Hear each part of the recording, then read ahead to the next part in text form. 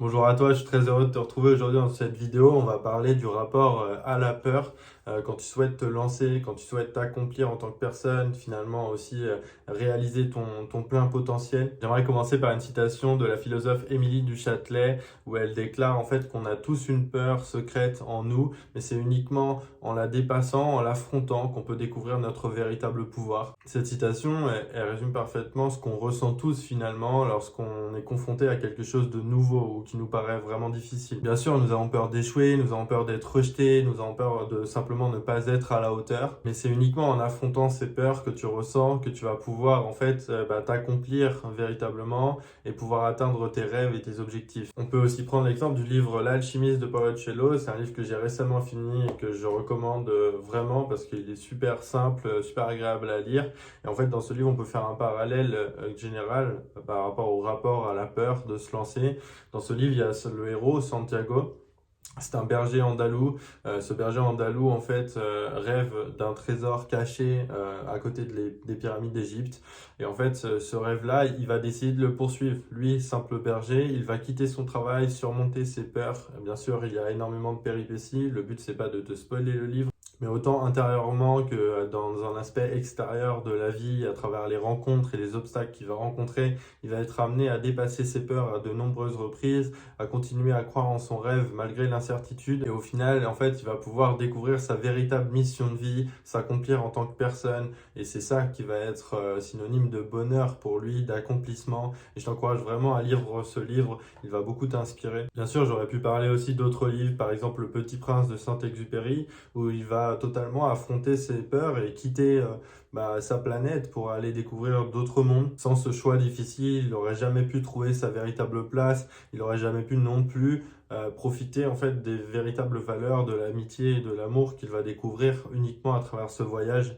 Et en fait, la peur, c'est synonyme aussi d'aventure, c'est synonyme d'obstacles bien sûr, mais les obstacles, c'est les apprentissages dans la vie. Et la peur, c'est quelque chose qui est essentiel pour pouvoir t'accomplir. Quelque chose qui ne te fait pas peur, c'est quelque chose au fond qui ne te touche pas, ou alors c'est quelque chose dans laquelle tu es ultra confortable et donc qui ne t'apporte plus d'enseignement, qui n'est plus utile véritablement à ta vie. La peur, c'est souvent lié à un niveau de confiance et en fait, sache que tu n'es pas né confiant ou né peureux, tu le deviens uniquement à travers tes choix. Et là, je peux te citer la citation de Simone de Beauvoir: nous ne sommes pas nés hommes ni femmes, nous le devenons. Et c'est exactement la même chose avec ton rapport à la confiance en toi, en fait, tout simplement. Et cette confiance en toi, c'est ce qui te permet de dépasser les peurs que tu vas ressentir à travers ta vie, les obstacles que tu vas rencontrer. Alors bien sûr, la peur, c'est pas uniquement négatif, hein.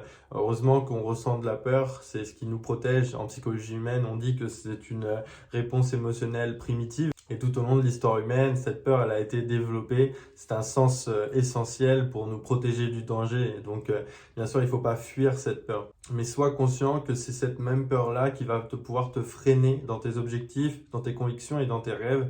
Et en fait, si tu n'as pas le choix, si tu as des objectifs élevés, si tu veux changer en tant que personne, devenir meilleur, de dépasser à un certain moment les peurs que tu ressens. C'est super important de comprendre que la peur, elle n'est pas toujours réelle. Donc, c'est important de ne pas la fuir, mais c'est aussi important de l'identifier et de la remettre en question. Parce que avoir peur de quelque chose, c'est souvent influencé par le choix des autres personnes. Ça peut être aussi influencé par ton histoire personnelle. Mais en fait, c'est en dépassant cette peur que tu vas te rendre compte que cette peur-là, elle n'était pas si importante que ça, et que finalement, les risques que tu encourais étaient inexistants ou très peu élevés par rapport à l'opportunité de t'élever en tant que personne, ou alors juste simplement de profiter. Par exemple, si tu es en soirée et que tu es timide, mais que donc tu estimes avoir peur d'aller vers l'autre, évidemment, tu ne risques rien à aller vers l'autre. C'est juste quelque chose que tu dois dépasser, tu dois t'élever en tant que personne pour devenir meilleur sur ce point-là et ainsi être à l'aise dans le fait d'aller vers l'inconnu. Et ça va t'apporter que du positif. Donc cette peur, c'est important de l'identifier et de pouvoir savoir, du moins expérimenter toutes les actions nécessaires pour que tu puisses surpasser cette peur et du coup t'élever en tant que personne, devenir meilleur tout simplement. Bien sûr, en fait, le fait de dépasser nos peurs, c'est souvent lié à un aspect de confiance personnelle. Donc en fait, ce qui est super important, c'est de travailler ta confiance en toi pour pouvoir être plus à l'aise à dépasser tes peurs, tes futures peurs. Il y a aussi un rapport intime avec le fait d'échouer. le fait d'être dans le confortable, inconfortable. Évidemment, plus tu vas être amené à faire des choix inconfortables, plus tu vas être à l'aise avec le fait d'aller dans une direction qui paraît inconfortable. Et c'est pour ça que c'est super important de t'entraîner, c'est un petit peu comme un muscle, hein. Finalement, si tu te lances le challenge, d'ailleurs ça me rappelle un YouTuber qui avait fait ce challenge-là, si tu te lances le challenge d'aller voir 100 inconnus aujourd'hui dans la rue pour leur demander une quelconque requête, je suis absolument certain qu'entre la première requête et la 100e requête, ton niveau de peur de l'inconnu aura largement diminué et tu seras beaucoup plus à l'aise à l'avenir d'aller vers l'inconnu. Et donc c'est super important que tu t'entraînes. C'est une compétence et cette peur-là, plus tu la maîtrises, plus ça t'ouvre des portes vers quelque chose de précieux, d'utile et simplement en fait ton niveau de confiance en toi va se sentir beaucoup plus élevé. Par exemple, aujourd'hui en 2023, on voit énormément de personnes qui sont amenées à réfléchir sur la possible ouverture d'une entreprise. Ils ont des compétences particulières qu'ils ont appris soit en autodidacte ou à l'école. Et finalement, en fait, j'ai pu parler avec de nombreuses personnes, hein, par exemple, qui sont dans le design ou dans le montage vidéo. Enfin, il y a énormément de domaines, hein, par exemple la photographie. Et c'est vrai qu'on peut avoir peur de lancer son entreprise. Pourtant, au fond de nous, on en ressent l'envie. Et souvent, cette peur-là, elle va être due à notre entourage qui va nous décourager parce que l'entrepreneuriat, c'est un milieu risqué. Et en fait, on ne va pas réussir à dépasser cette peur-là. Pourtant, en termes de compétences pures, ils en sont largement capables.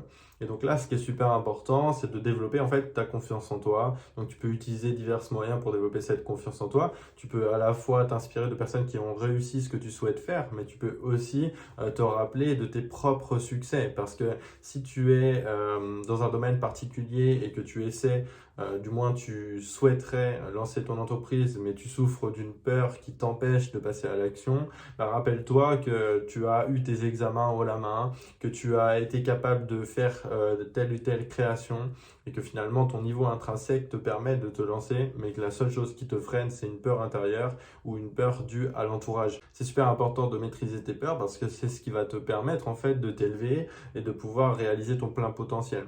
Parfois, on rêve et on souhaiterait faire des choses, mais la seule chose en fait qui nous empêche de le faire, c'est nous-mêmes. C'est pour ça qu'on est aussi on est notre meilleur allié, mais on est aussi notre pire ennemi. Et c'est important de s'écouter parce que la peur, c'est souvent un guide. Quand tu as peur de quelque chose, c'est souvent que quelque chose t'attire.